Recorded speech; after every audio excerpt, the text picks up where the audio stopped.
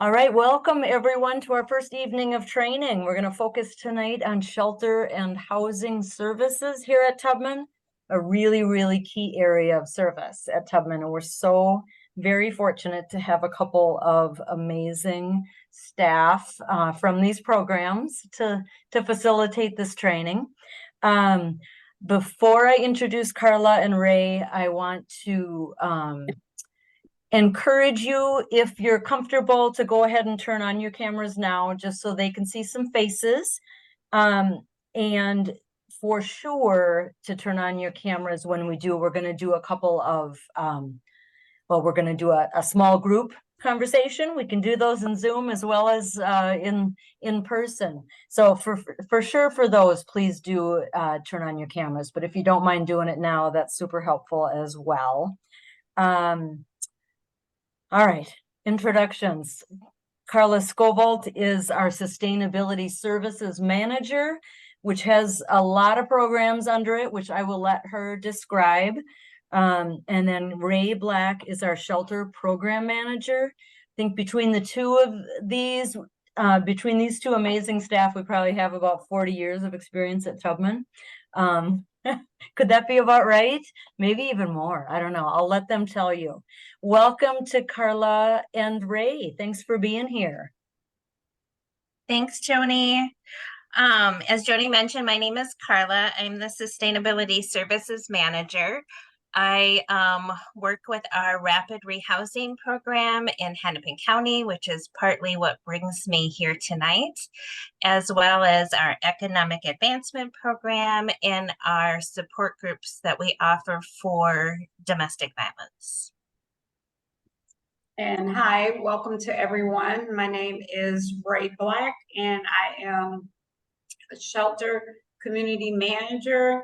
So I provide support in shelter within the community of our clients, and also in building community partnerships and relationships to sustain services with our clients in shelter and in community thereafter. So welcome and excited to be here.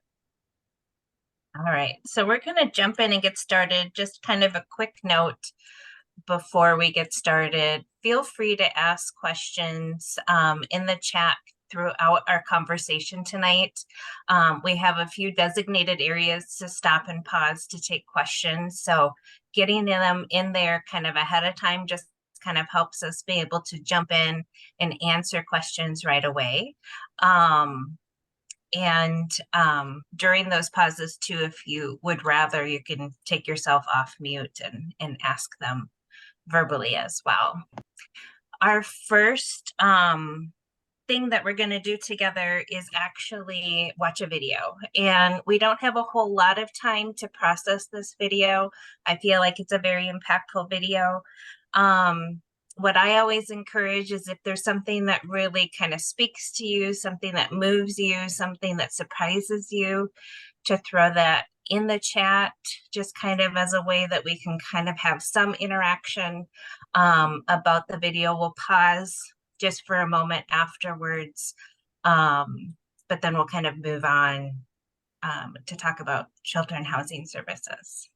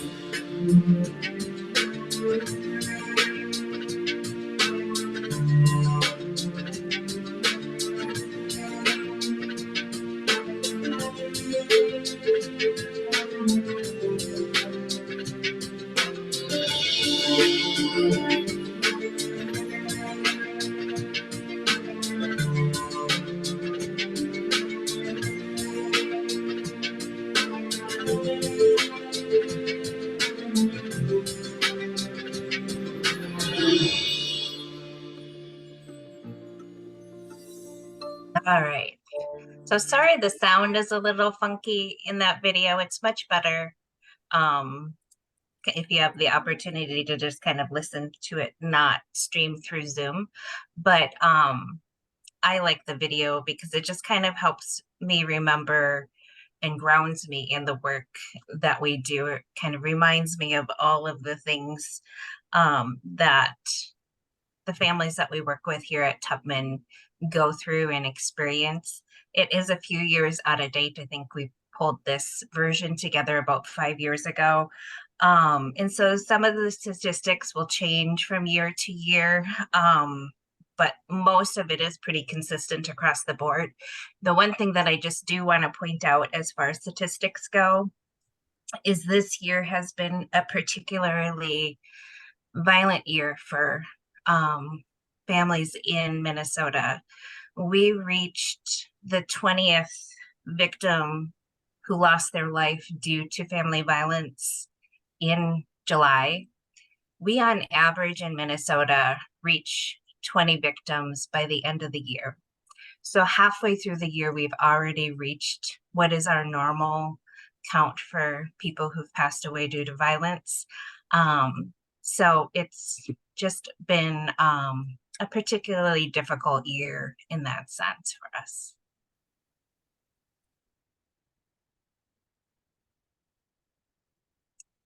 We're going to move on now to just kind of talk a little bit about the shelter services and housing services that we offer at Tubman, all of which are available for people who have experienced violence and exploitation. Okay, hi, once again, I am Ray, one of the shelter managers, and as Carla mentioned, we provide safe shelter for individuals and their families who have experienced violence and exploitation. Located, our Tubman East shelter is located in the city of Maplewood.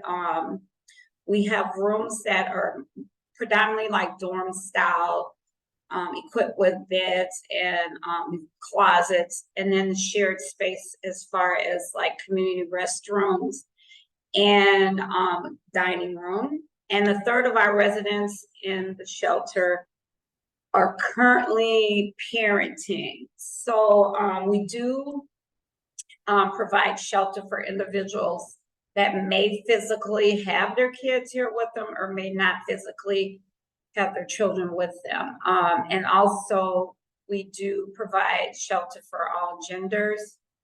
And we have a couple of spaces for larger families, and then we have rooms that are actually locked, so you only have access to your room with a key card. So everything is shared outside of your room. So just a quick look at our next slide, a little bit about our Harriet Tubman shelter. So I mentioned that I'm one of 3 managers. So we have myself and 2 other managers that provide service to the 90 individuals that we serve, which I'll talk a little bit about later. We have staff that consists of case managers to provide services with clients that we serve. So we also have children/youth specialists working with all age group. And we do have therapists that come in and provide service. So we have some staff that come in and provide service, and then those that are full-time, part-time. We have a on-call part-time shelter advocates, and then we also have our interns and volunteers that provide services. So that's just a look at a few of our staff there. I think I'm in that first slide there at the top. And then just here earlier this year, kind of winding down, we had a refresh update. So that's a picture of one of our what we call kitchenette areas, and those are located on each floor, which we have 4 floors that provide shelter for individuals. And each floor has a kitchenette similar to the one there in the picture: microwave, fridge, sink, space to provide a place to eat. So that's our refresh of a kitchenette area. So I did mention we do have 90 individuals that we provide services for, all genders and ages throughout the shelter. So we do provide all gender. And like I said, some can come with children or without. So we have what we call single individuals in shelter as well, and those with their children, from 0 to 100. Okay, well, I'm excited to tell you because we actually had a meeting today. We have what we call client shelter advisory board. And those are usually individuals that have been per se in shelter, and it's important to engage with those that we've served that are survivors to kind of get feedback on some perhaps initiatives or ideas or challenges they had in shelter. And they can continue to come once a month for a meeting, and generally we have lunch, and they volunteer their time. And we are able to actually gather a lot of feedback to help us to move forward in different areas from just survivors' lenses of what, maybe was a challenge or a suggestion. So today we had a meeting, and we were given a few suggestions, for example, of how to actually recruit more folks to be involved in Shelter Client Advisory Board. So it's really a valuable piece just to listen to the voices of those that we serve as survivors.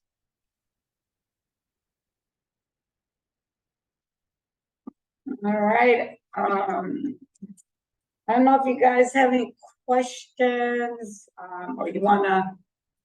There's one question, Ray, right now in the chat. Do people access the shelter through coordinated entry? Generally not. Generally not. That is, our shelter space is usually provided predominantly individuals call on their own initiative or a service provider. So they don't have to enter shelter through coordinated entry. So they call our crisis line we have, and then we're able to screen for shelter. There are other ways, but generally speaking, our clients don't enter shelter through coordinated entry, like county-driven shelters. And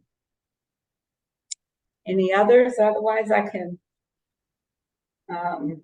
How many staff work in the shelter, Ray? What I can tell you is in any given shift, we can have, so our shifts are divided, day shift 7 to 3, 3 to 11, and then overnight. So each shift generally will have between 2 to 3 individuals working at our crisis welcome center. And then we have case managers on each floor. That's a total of 6, and then managers. So as the day go on, there's fewer staff. So it can vary depending upon the need. During the day, it's a little busier. Evenings, less busier. And then overnights, very quiet. So we have 2 overnight, and then a security guard as well. So it can vary. I supervise 20 to 25 plus individuals. So we divide it up into management, but any given time, it can vary 2 to 12 people being here working. Do you have a sense as to how many of those are volunteers? Okay, that's a good question. That can vary too. I know particular to the weekend, we have a lot of volunteers that help out with serving meals. So that could be 1 to 2 for dinner, 1 to 2 for, so that can vary as well between, I've seen 2 at a shift, sometimes 3, depending on if they're with case management or helping at the welcome desk or youth volunteers. So it can vary as well. I've seen as many as 4 or 5 youth interns working. And then we could have someone as a shelter advocate working as an intern or volunteer. So that can vary as well. And is there a limit to how long a family or individual can stay in the shelter? We have a capacity of providing support and services up to 6 months, but the average stay for those that might just kind of go through achieving what they need to while they're here, it could be 3 months as an average stay, but up to 6 months. Thank you. All righty. So I'm going to share a little bit about our Safe Journey housing. So we physically have 5 floors. Safe Journey is our 5th floor of our building. 1 through 4 is our shelter space physically. And the 5th floor is Safe Journey housing, which is a transitional housing for youth and young adults ages 13 to 24 and their children, if that's the case. For those who have experienced either sexual exploitation, domestic violence, or stalking, and it is located in Tubman, Maplewood on the 5th floor. So that's just a snapshot of kind of living leisure space there in the open area community. Okay, so those are a couple of snapshots of the space there, and you see the kitchenette, dining space area. So they also have their own space or room, and that's their private space. And then they share community-wise for the kitchenette area, and then also like a living leisure space. They have also in the first snapshot there. There's 16 units, so 16 rooms or units, and they can stay for up to 2 years in that program. So in your meeting notes that you'll receive from the volunteer team, if you look at your PowerPoint, you could also watch a YouTube video on Safe Journeys, kind of through that link there. Yeah. On the bottom. Yeah, so you're able to check that out. So if you want to take a look at that, I can tell you on YouTube a little bit more descriptive too. So we have our youth community-based housing. Yep, I can talk about that one a little bit. Our youth community-based housing and our Safe Journeys housing are combined through funding sources. So they're both funded through HUD. And just to kind of play off of that earlier question, for most of the spaces in Safe Journeys and youth community housing, those referrals are received through coordinated entry. This program, it uses the SMAC coordinated entries. So that's like Washington County, Dakota County, Anoka County, Scott County. I might be missing one because I think there's 5 of them. But they're kind of those suburbs or the kind of exterior counties around the Twin Cities areas. Youth community-based also works with ages between 16 and 24. This is through a scattered site apartment. So there's up to we have funding that can help up to 14 families with rental assistance.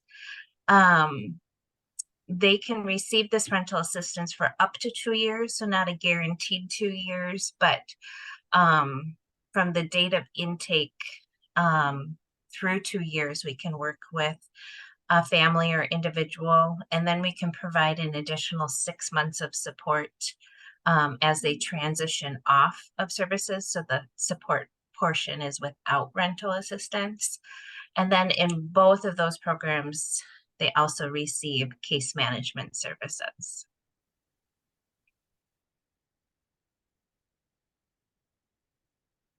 And then on the flip side of that, we also have a community-based housing program in Hennepin County. So we use the Hennepin County Coordinated Entry system for our referrals. And if anybody's not familiar with Coordinated Entry, it is kind of a centralized area where people who are homeless, who are looking for housing and sometimes shelter, can kind of do a general assessment to identify kind of their basic history and then housing needs. And then when a housing program like our rapid rehousing program is looking to fill a space, we ask Coordinated Entry to send us an assessment. And so that way, people who are homeless are really only having to do kind of one process to get connected to services as opposed to having to apply to multiple programs throughout the Twin Cities area and hoping that one of those will work out. Our rapid rehousing program in Hennepin County works with up to 26 families, and depending on funding, we can sometimes support a little bit more. We work with both families and singles. We say youth and families because youth is often identified from the age up to 24. So we work with people from 18 to 24 and then 25 and older. We're an income-based rental assistance program, which means the families that we work with pay 30% of their income towards their rent. We pay the remaining amount with the goal of working on sustainability. So education and employment goals, working on addressing credit and budgeting, kind of many goals to help them get to a place where they feel more stable and confident to be able to continue to pay rent after the program ends. We also can support people up to 2 years. And like we already talked about, we receive our referrals through Hennepin County. Do you guys have any questions about any of the housing programs or anything about shelter that you popped into mind kind of as we were talking?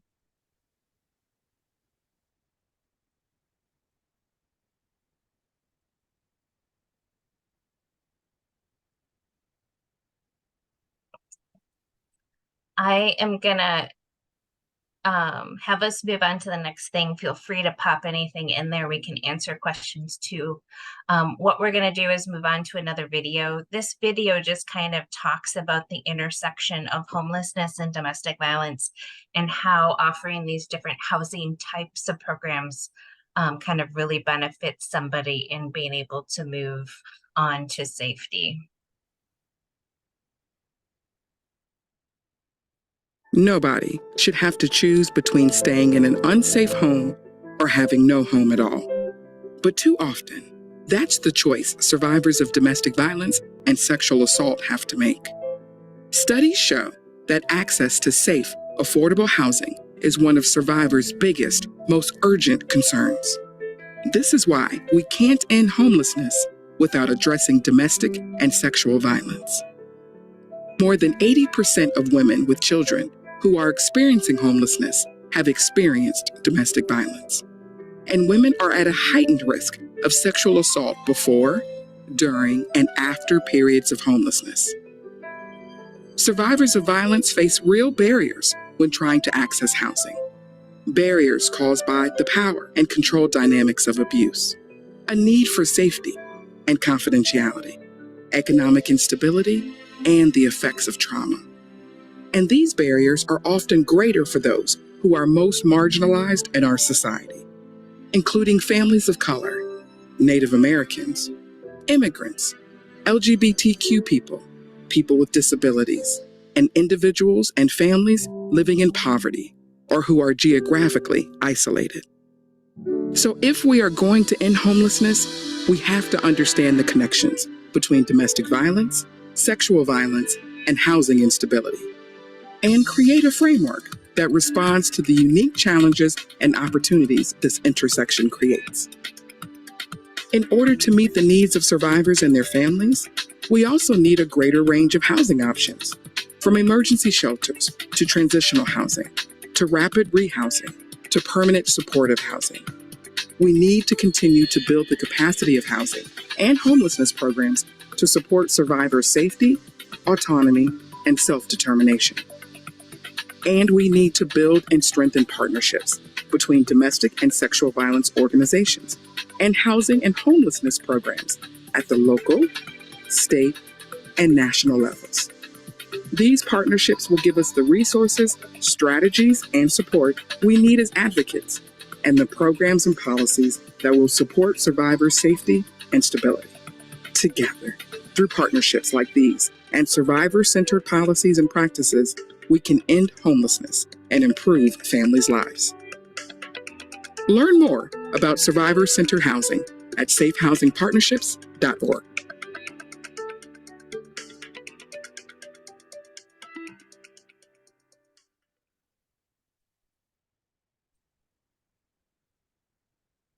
All right, I'm going to just give you some information on some facts about our shelter and housing services.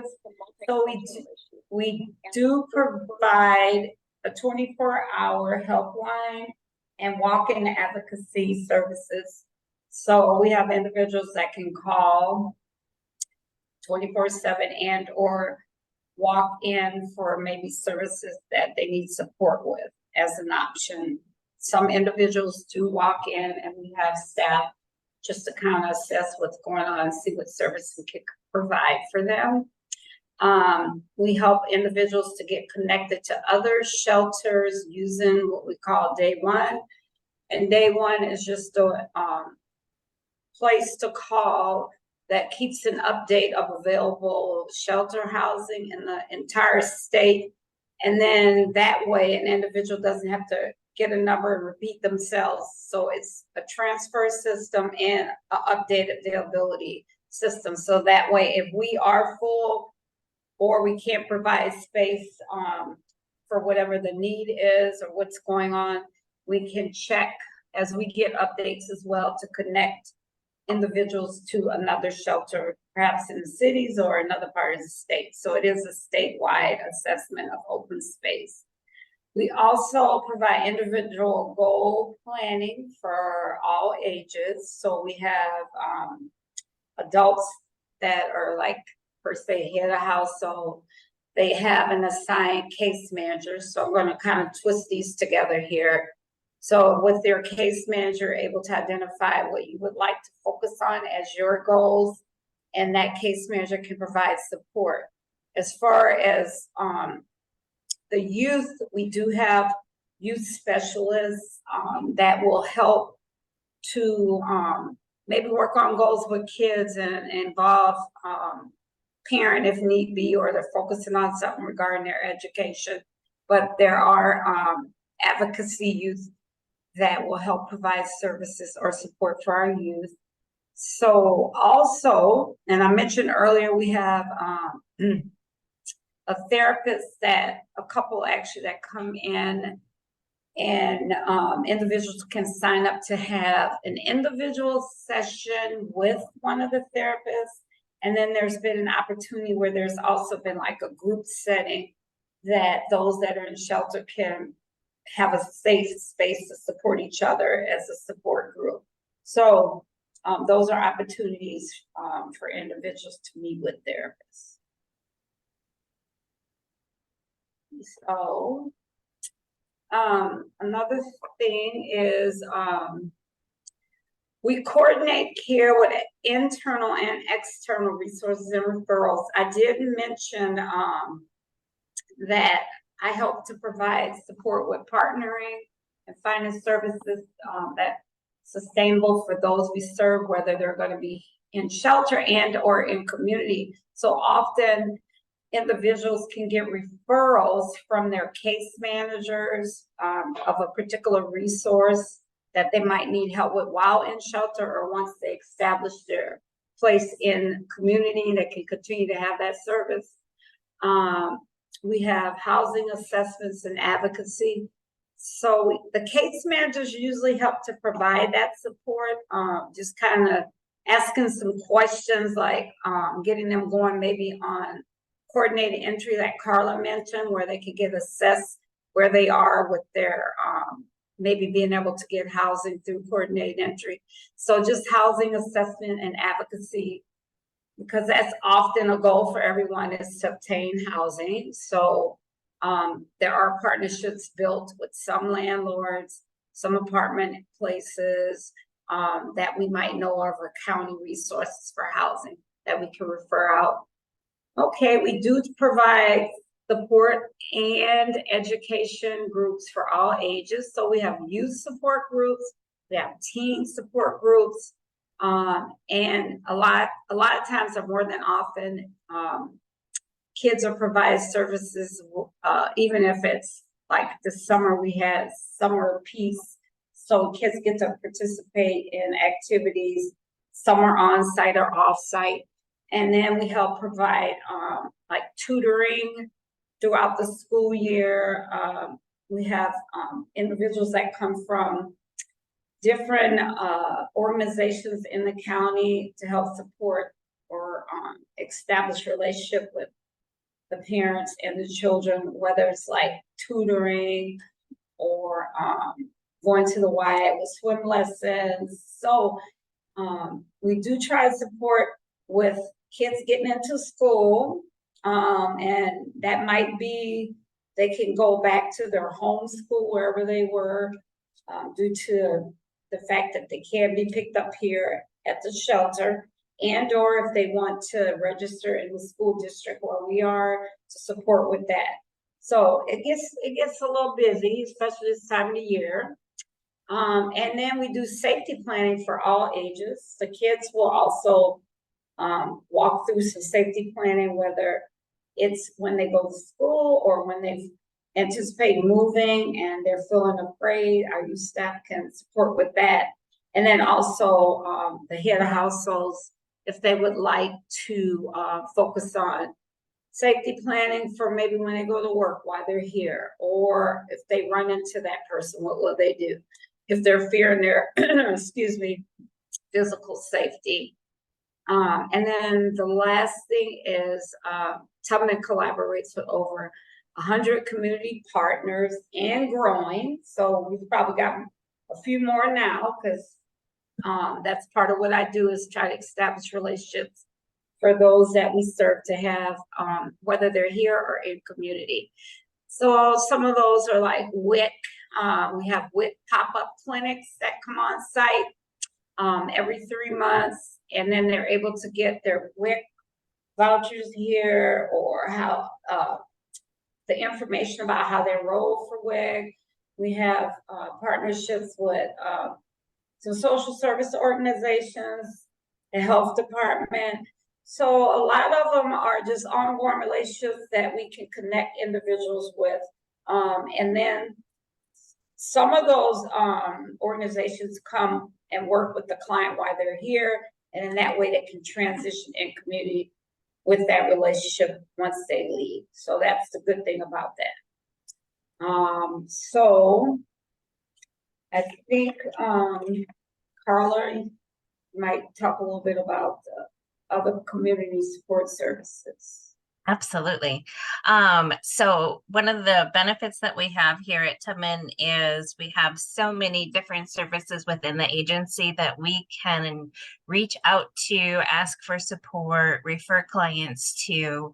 The list on the screen is just kind kind of some of the really common ones that the families in shelter and housing utilize. Our jobs and education finance program really work to help connect people to different employment opportunities, help to assess educational goals, work on budgeting and credit issues.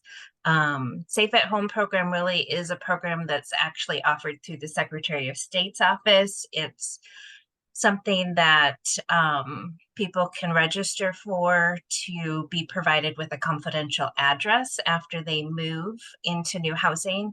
However, we have application assistance at Tubman that can assist people in connecting to that service. Pieces of Peace Support Group is a relationship violence group. Actually, it's taking place right now online on Zoom, where members who live in shelter, in housing, and then just community members actually across the country. We have a number of people that join us from outside of Minnesota to receive support and resources and just encouragement as they move through their process of healing from, ending relationships wherever they are within their process. Legal advocacy and clinics for Hennepin, Ramsey, and Washington County, mental health therapy, both in the shelter and then in our Chrysalis building. Harriet's Closet, as Ray mentioned, our Maplewood location has been going through a refresh.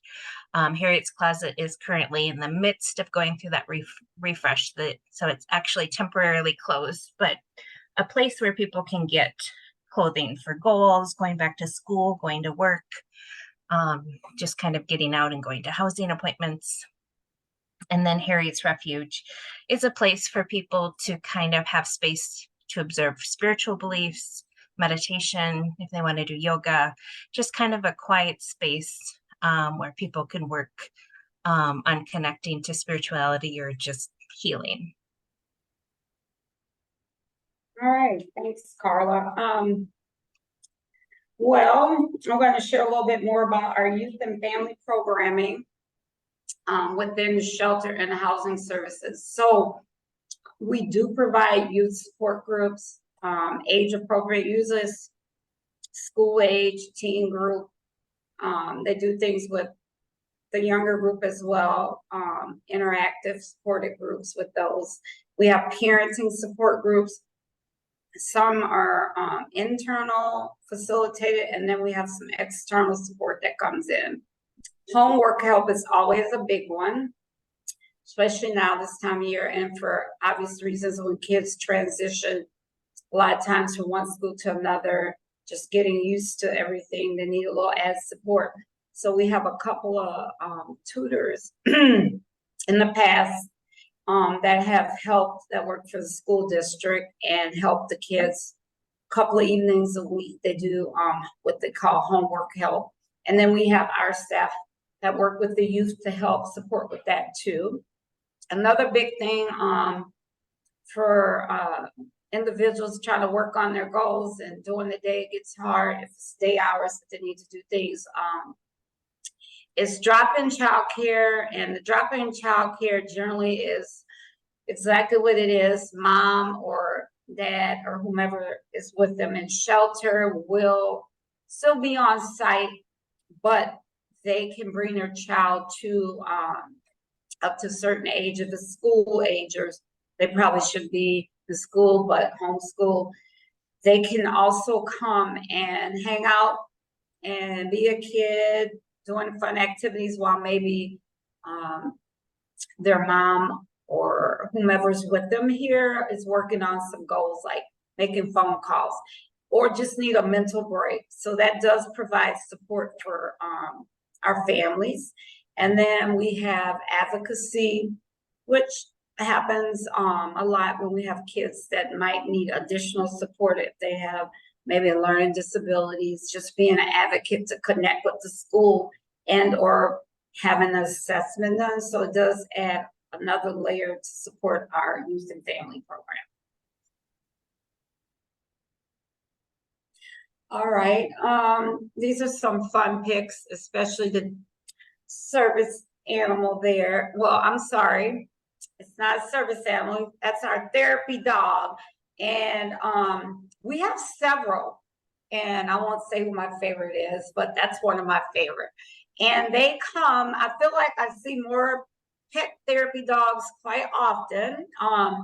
Because I did mention service dogs, we do provide support for service animals if that's a regard in shelters. So if someone needs a service animal, we will take them in. So I'm glad I kind of did say that, but that's our pet therapy, one of our pet therapy dogs, and they're actually volunteers, and they come and hang out with the kids, the adults, and sometimes staff. And then we have arts and crafts, which is fun. We're kind of like still working to get to where we were pre-pandemic. So a lot of things have started back up, more contact with each other. We have lots more family activities. We have one going on now here, and it's drum and dancing, African drum and dancing. So when I'm finished here, I'll be headed that way. Then we have another event on Thursday where families participate. And then I mentioned earlier, Summer of Peace is another big one where there's activities planned with our youth staff that will take maybe field trips or invite someone in to kind of talk about, like, say, science, and then the kids can get involved in that as well. So just to keep them busy. And then we're slowly implementing other things, like you see, looks like someone's dancing. We're going to be starting up our dance parties that we have, and that's a lot of fun. And this get to where we were because of the pandemic. So we try to keep them busy, and it's fun for the kids and the adults too. So. All right, Ray, we have a couple of questions. What is the difference between day one and the adult shelter connect or front door? And I can answer that. Did you say you want to answer, Carla? I'm happy to answer that. Yeah. Yeah, you can go ahead. Okay. And so I'm familiar with Adult Shelter Connect and Front Door mostly through Hennepin County services. So I don't know if there's comparable services in other counties.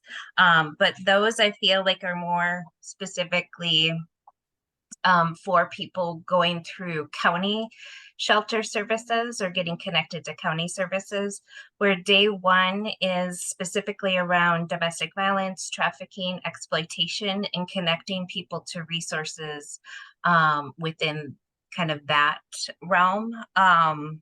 Day one can also do more than just connect people to open shelter space. They can help provide transportation to those spaces. So if there's space in the shelter in Duluth, they can provide transportation for somebody to get from the metro area to Duluth to seek out domestic violence agencies. Where something that kind of differs is within the whole DV world, they're not county specific. So if I'm fleeing violence, I can go to Rochester, I can go to Duluth, I can go anywhere in the metro or anywhere in the state to seek shelter. I don't have to stay within my county. And then day one offers like connections to pet fostering. So where Ray mentioned that we do accept service dogs, at this time, we're unable to accept a pet. So if somebody has a cat who's not a service animal, we can help connect them to pet fostering so that pet can be safe while they flee their relationship.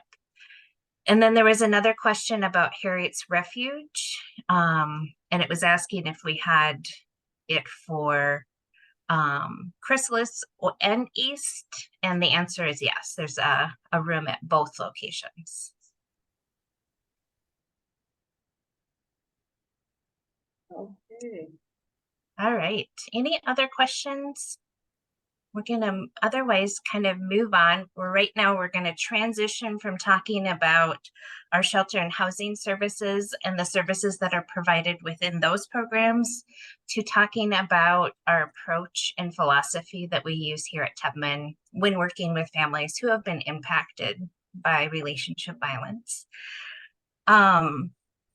So just really quick, I've been around for while, and I've had the opportunity to be a part of kind of the development of a lot of the different services here at Teppan, where we actually went through this process where we assessed the services that we were providing and really evaluated what it is that we could do differently.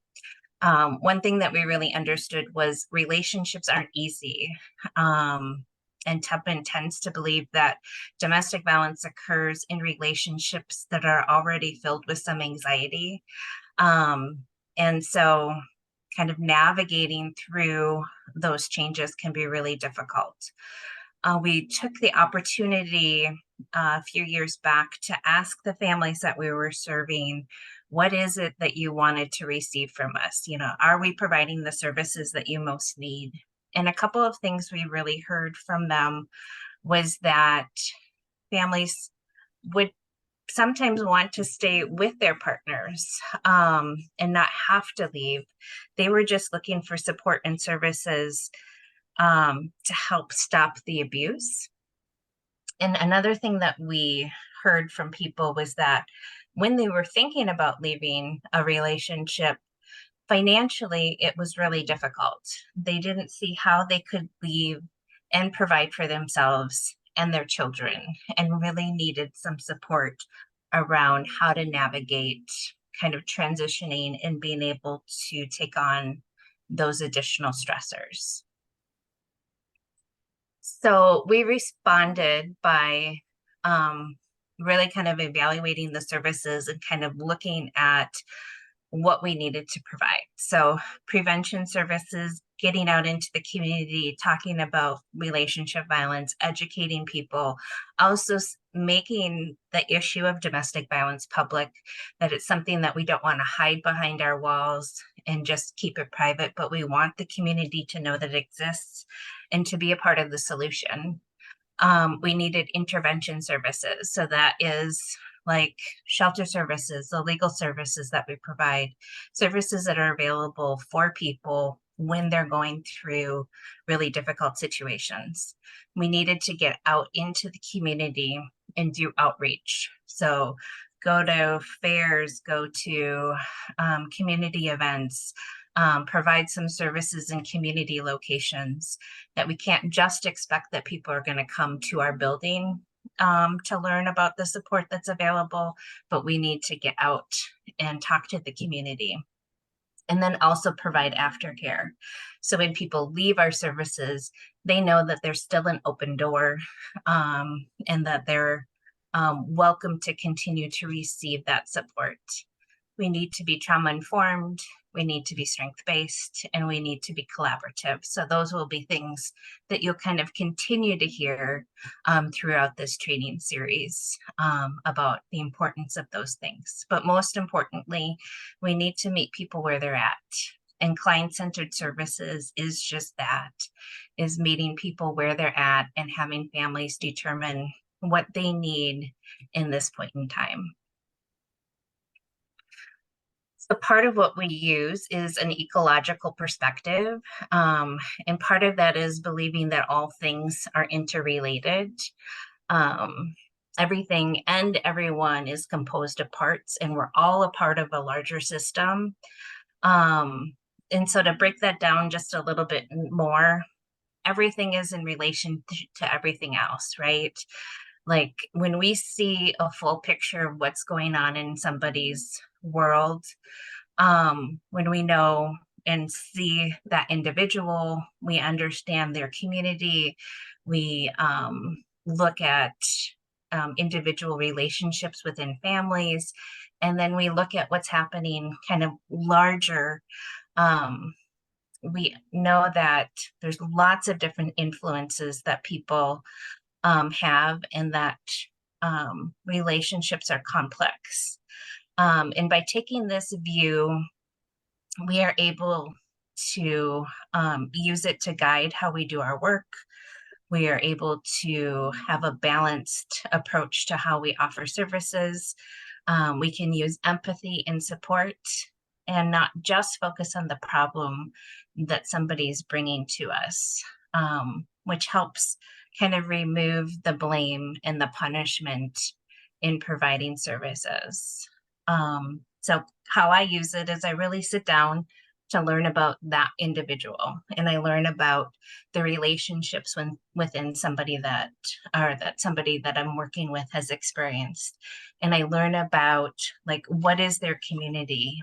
Who do they identify with? And then I'm also taking into consideration just kind of, what is society? What are the messages out there in society right now? What are the policies that are being made? There's been a lot of things that have happened within our government that have really communicated really painful and hurtful messages, or very confusing messages to people. And so how is that playing out in somebody's world? Some of the things that we believe within an ecological approach is that people have the ability to grow and change.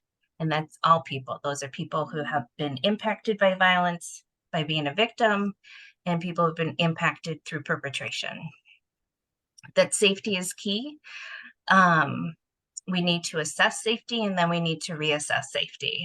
And safety planning is a core part of the services that we provide here at Tubman. We believe really that everybody should learn about safety planning. So if that's something that you're interested in, that you don't learn at any point in your training process, always feel free to reach out and ask, because it always happens to me if I mention that I work at Tubman, I hear people's stories about what's impacted them in their life. And it's always nice to have a few tools in your pocket that you can share with somebody when that happens. Everyone has power and control, and we'll talk about that a little bit more down the line. And then violence is a learned behavior. And so if it's learned, it can also be unlearned. We're just going to take a kind of a quick look at definitions. These are not legal definitions in any kind of a way. Just a few definitions: violence, domestic violence, exploitation. I particularly use relationship violence because I find that people relate to that term a little bit more when kind of trying to connect with people. But one of the things that I've always really respected about Tubman is, since I started working here, and it's been almost 30 years since I started as a volunteer, working with relationship violence, exploitation, whatever it is, Tubman has always had an open door to supporting and helping people fleeing from unsafe situations. And so it's been one of the things that I've really respected about the agency. So we're going to stop and take a quick poll. What type of violence do 99% of victims or survivors of domestic violence experience? You're going to get a few different options popping up on your screen. Choose one that you think might be the answer. And we're actually going to discuss this in our next slide that we move through.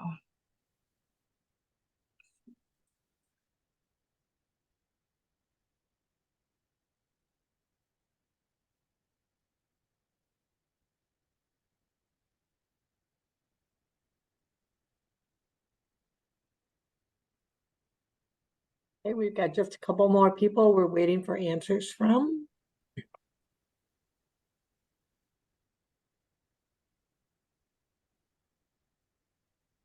Anybody else? Looks like I have two people who haven't made a choice yet. I didn't make a choice, so it might You be did. me. I did? Oh, I think it's not counting the four of us. Okay. I think Okay. it looks like we've got responses from everybody. Okay, good. So I'm going to end it.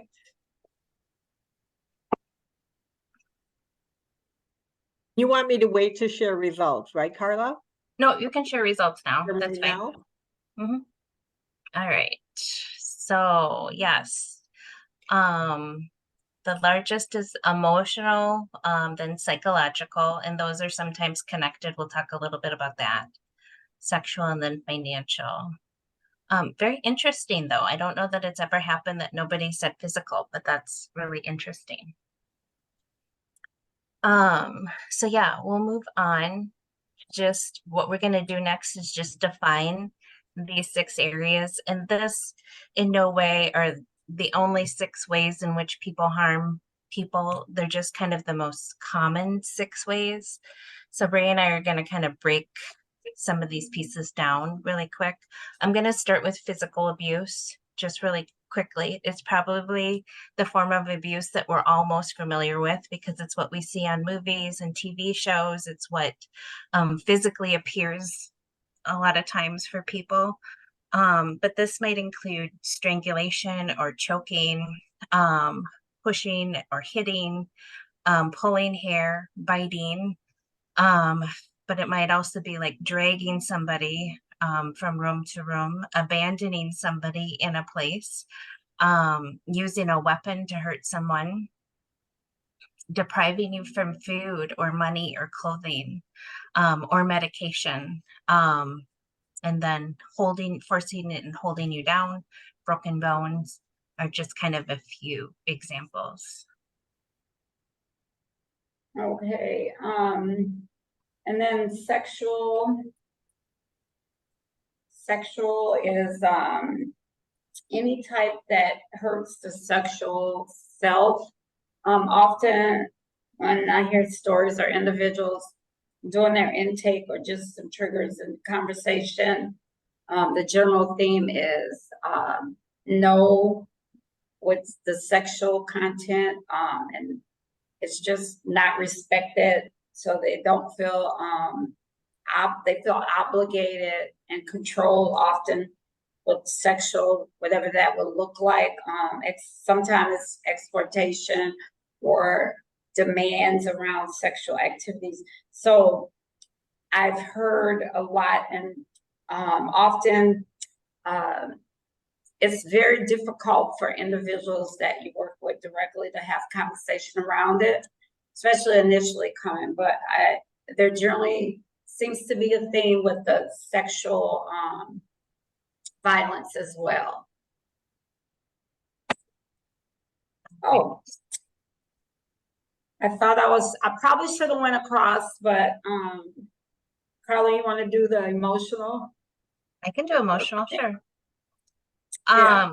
So emotional abuse is anything that kind of comes out verbally. So threatening you, saying that they're going to leave you, bragging about having an affair, insulting, using your spiritual abuse or spiritual beliefs to abuse you, making fun of you in front of other people,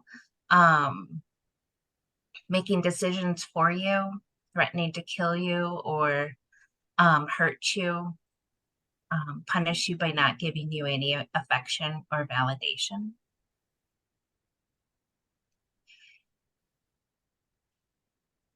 Okay, I'm gonna go on. The next one is financial. And that's exactly it's centered around money. And generally speaking, there's no independence or sense of entitlement to have money. Often individuals have no means of money, credit card, or no means of providing for themselves because they don't have any means of having money, or if they do work, the money is being controlled and they don't have access to money. So that often can be a force that keeps an individual there as well, or being controlled with financial. So if you're there and you don't have any control of knowing how much money you have or no means to provide for yourself, you solely rely on that person. All right. And financial abuse is actually the answer to our poll question. 99% of people who experience violence experience financial abuse. Mm-hmm. All right. Let's talk about psychological abuse. So where emotional abuse is often things that are said, psychological abuse is kind of more of those mind games that happen. So we hear about gaslighting a lot. And that's where somebody tries to make you feel like you're crazy or incompetent, insist that something didn't happen or happened in a much different way, kind of distorts the facts of an incident or interaction. Telling somebody that when they've been abused, that it happened because of something that they did, that it's their fault that the abuse happened.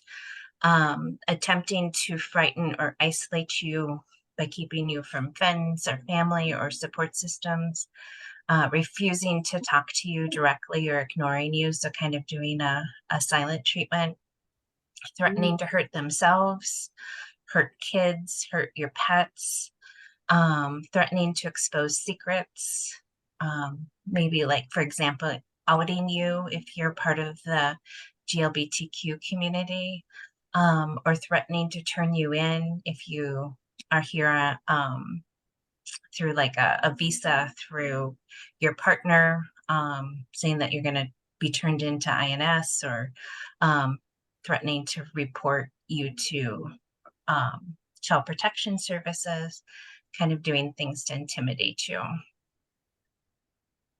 Okay. And then last is technology. And that's any attempt to control another using technology or social media. And those stories are more frequent now than I've heard years ago. So, and the thing with technology is often you don't even know, because individuals are capable of doing more than what you may know is being done. So often individuals have to like shut down their social media or their technology and start fresh again. And then sometimes they're not aware that things are happening, or they use it as threatening technique. Like, I have this a picture of you, or here's something you said, so as a means of control. So I have conversations, or individuals have a conversation with staff when they become aware of something that has kind of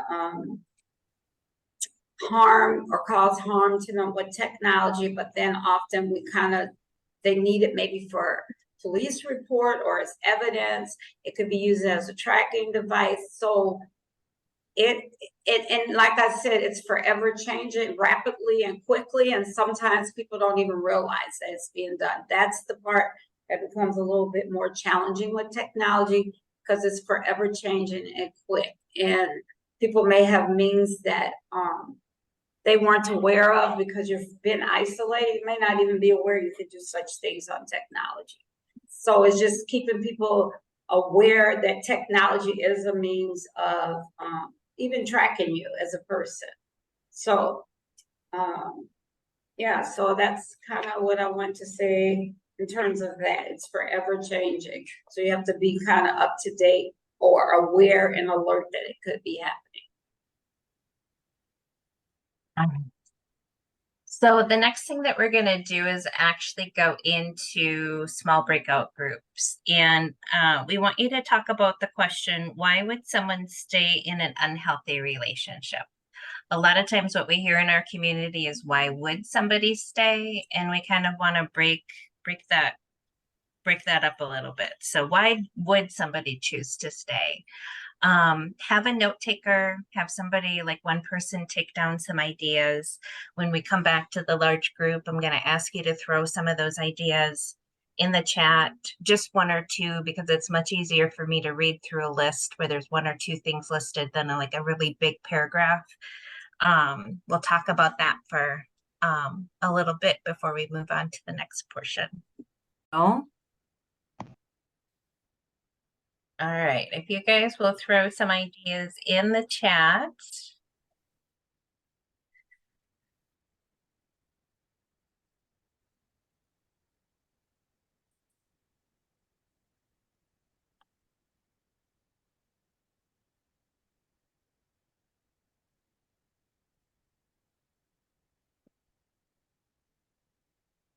All right, fear for safety, absolutely. And we kind of talked about that a little bit in the beginning, just due to the homicide rate being so high, but also fear of those that we love being hurt.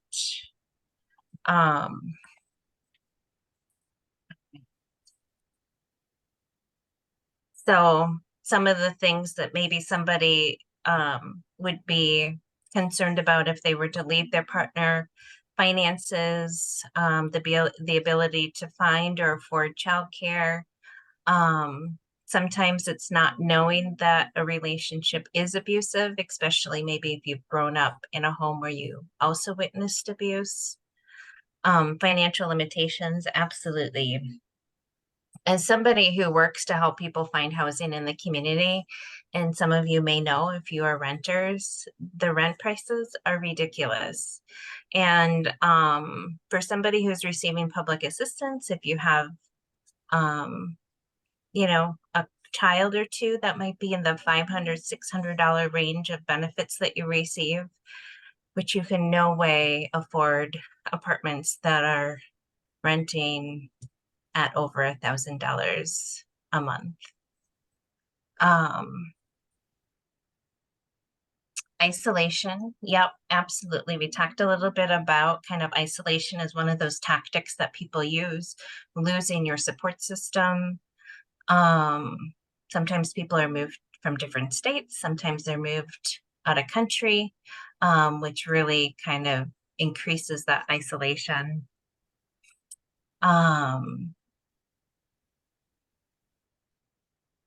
Bad consequences from past attempts to leave. So kind of knowing kind of how bad things can get when you leave a relationship, and not having the support system. Yep. I'm going to kind of add a couple of things to your guys' list. Does anybody else have anything to add? And stuff. Otherwise, I will go ahead and add some stuff. We talked a little bit about legal reasons, and I have had families who have been at risk of losing their children through divorce and custody cases. Sometimes your partner is able to afford an attorney, but you're not able to. And people have either come very close to or have actually lost custody of their children by leaving a relationship and then having to go through that court process. Somebody put in cultural and religious reasons. Yes, absolutely. There are some cultures where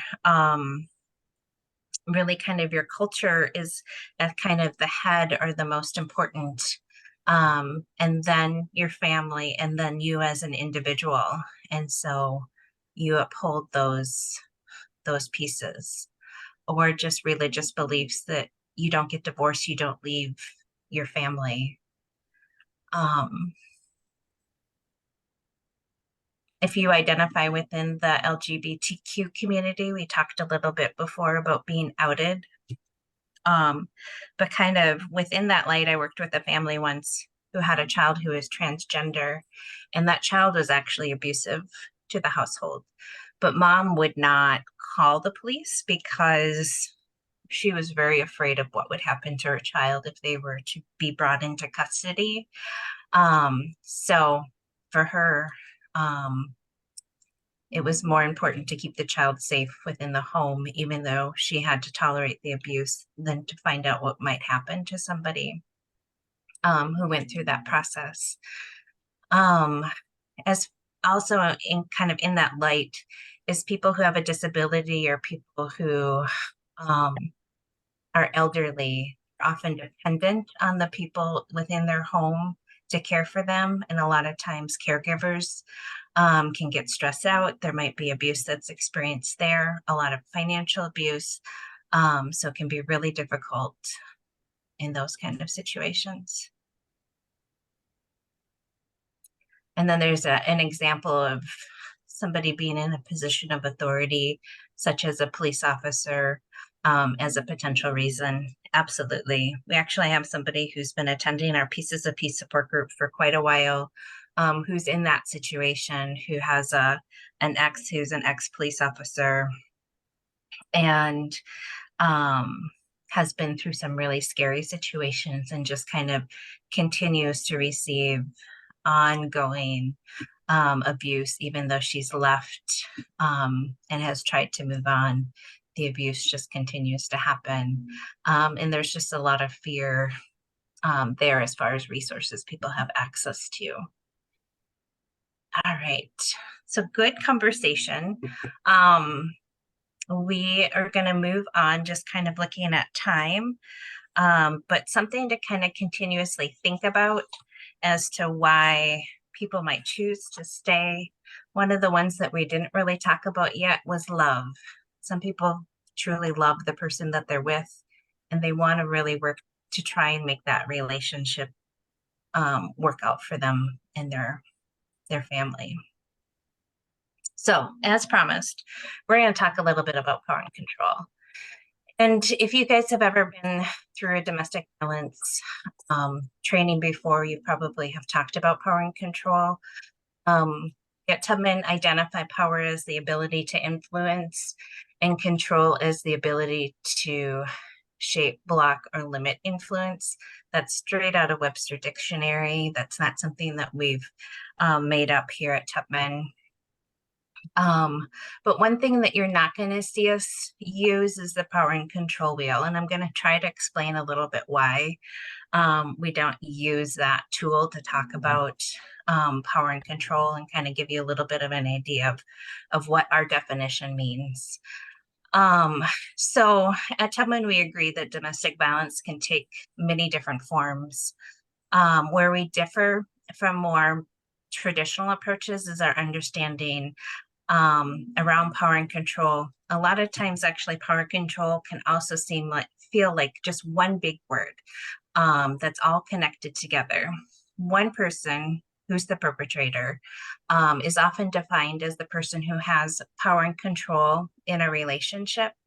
Then the person who's identified as the victim tends to have no power and control in a relationship. And that's not exactly how we see it here at Tubman. When we think about those two definitions, the ability to influence and the ability to shape, block, or limit influence, we have those interactions in all relationships in our life with pretty much everybody that we come into contact with, including right now. You and I are in an interaction where we are using power and control. I am using my power, the ability to influence you with some potentially new or different information around domestic violence. You are using control, your ability to shape, block, or limit my influence as your way of being able to take in the information that I'm sharing and determining what fits for you and what doesn't fit for you, what makes sense, what doesn't make sense. And this, I hope, is a pretty healthy relationship, one that's absence of any kind of violence. So power and control within a relationship is not necessarily a discussion of what is healthy or unhealthy, what is abusive or not abusive. It is just the way that we as humans interact with each other.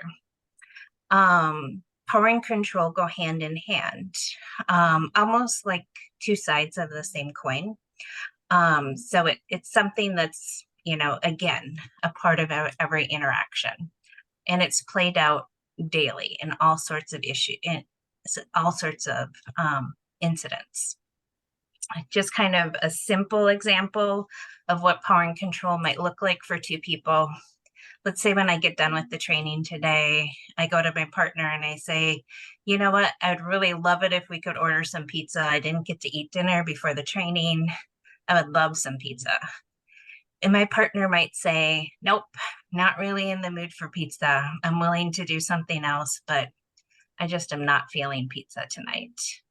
I am using my ability to use power to kind of try to influence pizza for dinner they are using their ability to use control by saying, nope, I'm going to block your suggestion and I'm going to suggest something different.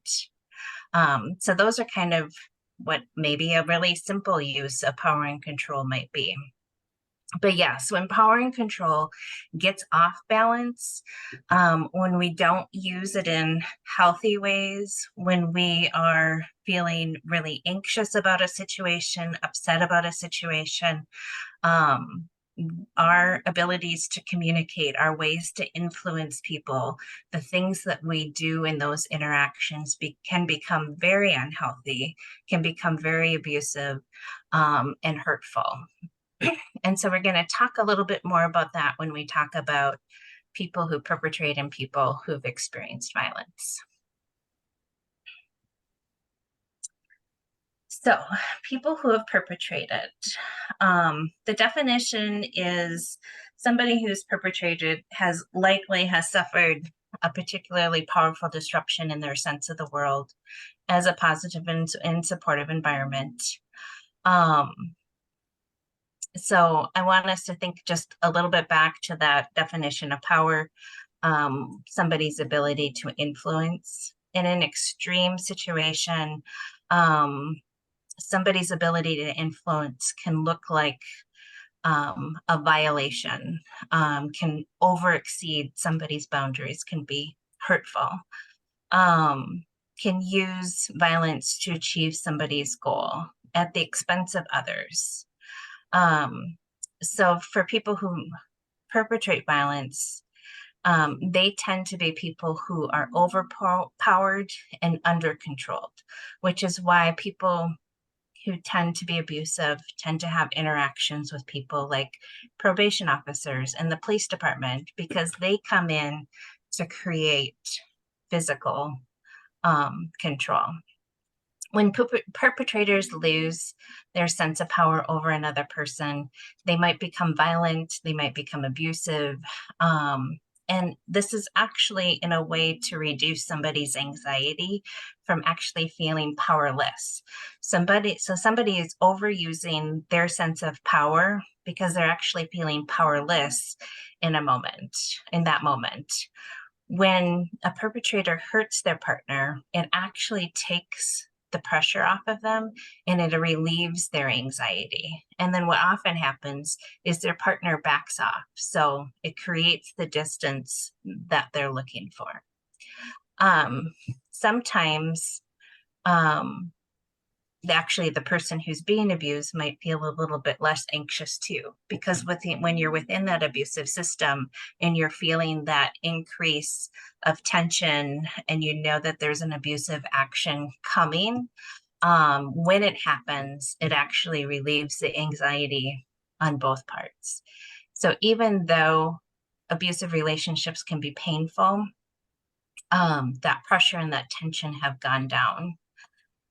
The other part that happens is that perpetrators often blame other people for their problems. Even when they behave abusively, they're blaming other people for the problems. So what they're actually doing is blaming the world. So in some sense, I'm going to get the world before they get me. I'm going to hurt somebody before they have the opportunity to hurt me. When we work with people who have perpetrated violence, what we're working on is developing their capacity to regulate their feelings, and their capacity to control or be kind of more in self-control with their behavior. So next we're going to look at victims. So part of that definition is victims have likely suffered a particularly powerful disruption in their sense of their self. But instead of feeling like the world is the problem, they often look at themselves and they feel more like they did something, they're the problem. When we're looking at power and control, people who identify as victims tend to actually be high in the control aspect of power and control and low in control or self-empowerment. So victims are over-controlled and underpowered. They tend to feel like they have a lack of influence and a lack of access to resources. They may result in feeling a sense of hopelessness, despair, like they don't have an ability to change their circumstances. Victims may be driven to try to limit the influence that others have over them. So one of the ways that I see this in working with the families that I work with, they won't take my calls sometimes. They avoid interactions. They don't necessarily want to follow through on resources that they're providing. That's their way of kind of creating self-control within their environment.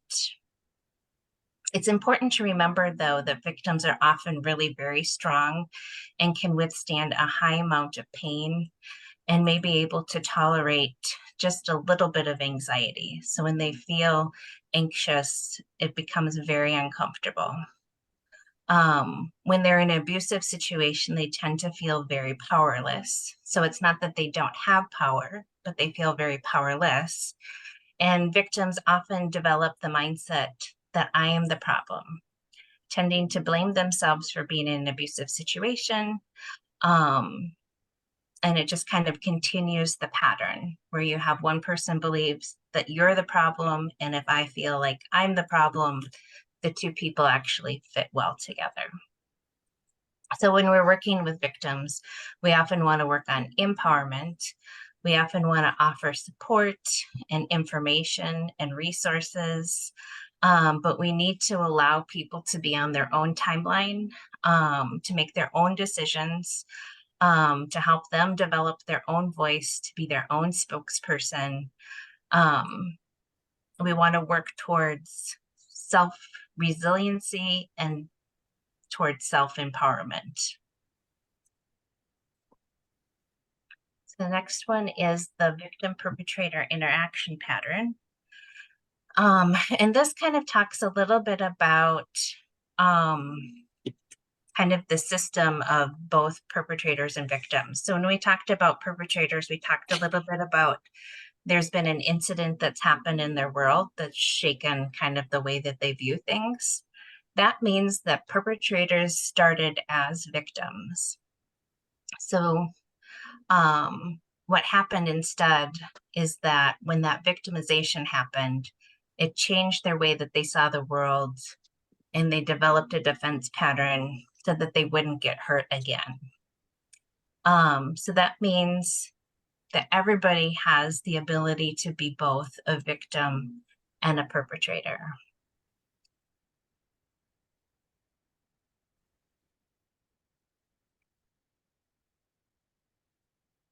All right, so we're going to talk a little bit about a tool that we use at Tubman called the 4 points of balance.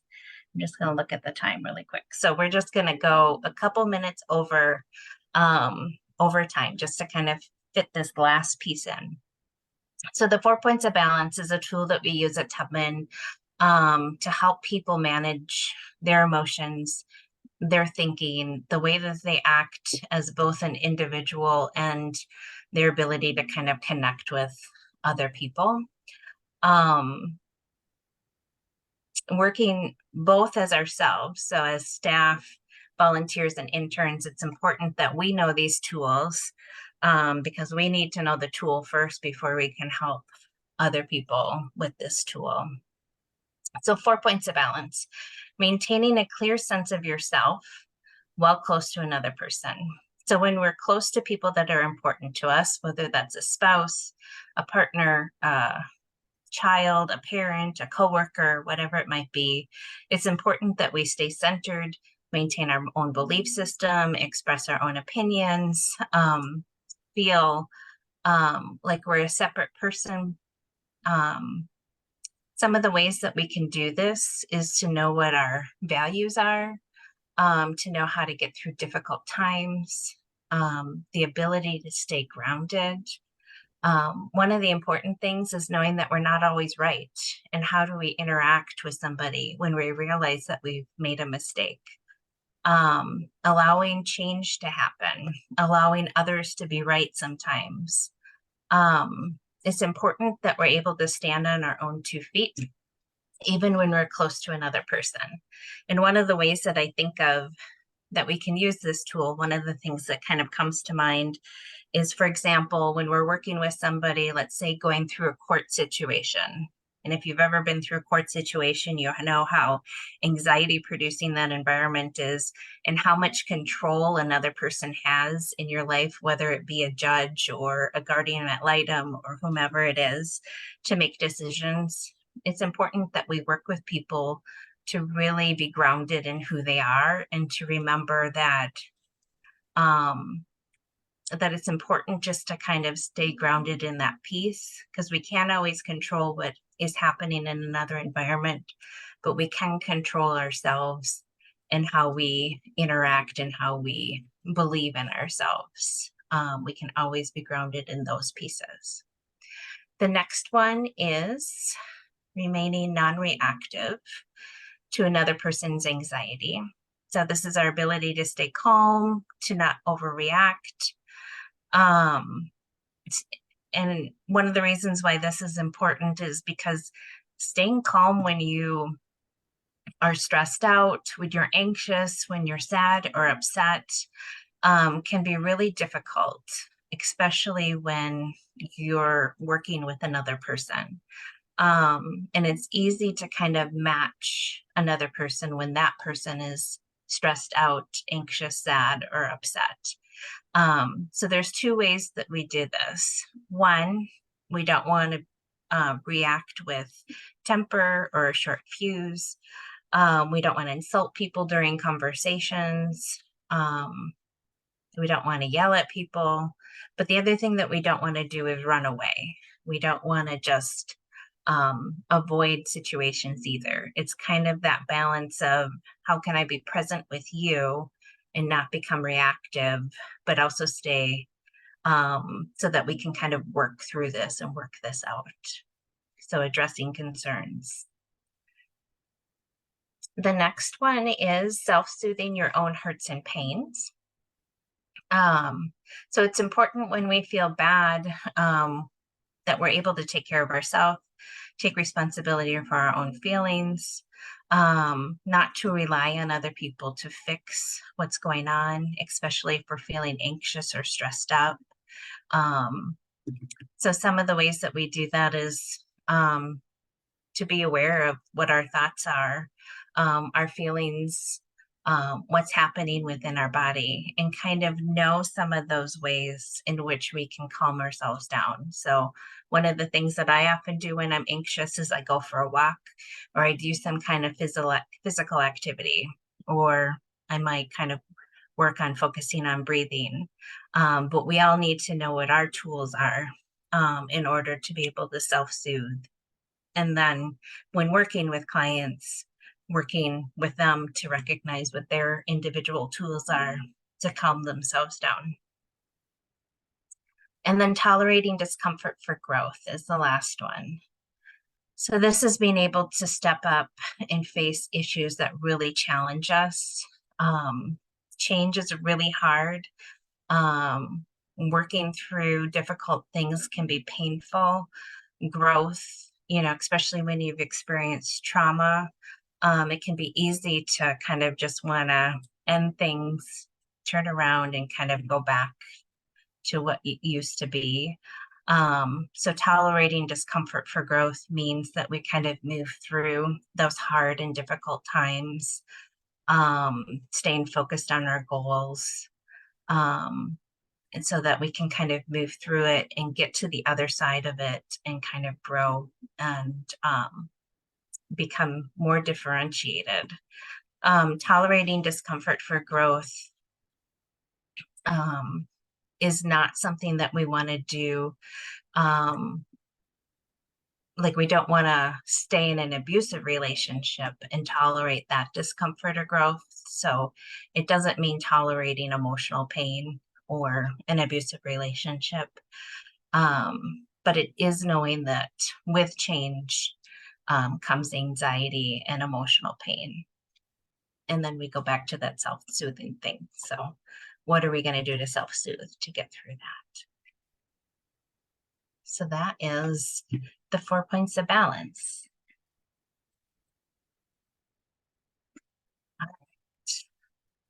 Last opportunity to ask questions, but not forever. You can always find somebody to ask questions to, but that was a lot of information just thrown at you.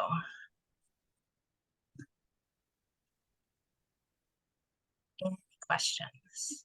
I would have to say in the handouts that you've received from the volunteer program, in that Google Drive, there is more information on the ecological approach,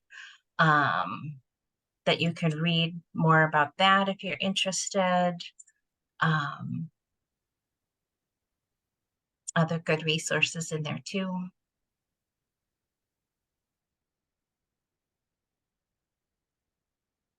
All right. Some common resources, day one that Ray talked about there, that information is there. Our numbers to our Shelter and Safe Journeys housing program, but then some national helplines and information that is commonly used as well.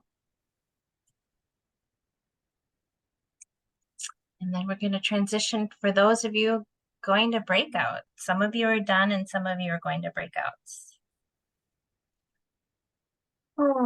Thank you so much, Carla and Ray. We really appreciate you. Send some love through the chat box or whatever ways. We really appreciate you sharing your expertise, your experience with us tonight. All right. Thank you.